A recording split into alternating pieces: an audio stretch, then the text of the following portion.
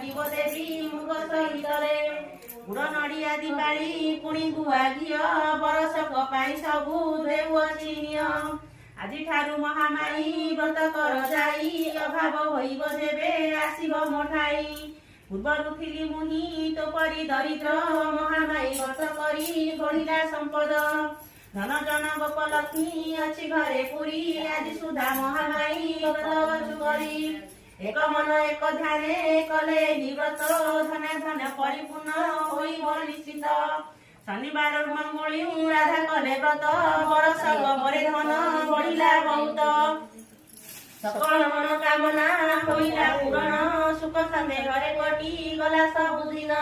ପରିହାସ କରି ଦେଉଁ କହିବ ବହୁତ ଧନୀ ହୋଇଥିଲେ ତାର ସମ୍ପଦରେ ବଚୁତ ଆଣ୍ଠୁ କୁଡା ହୋଇ ସଦା ସର୍ବଦା ରହିବ ଭିକ ମାଗିବାକୁ ଗଲେ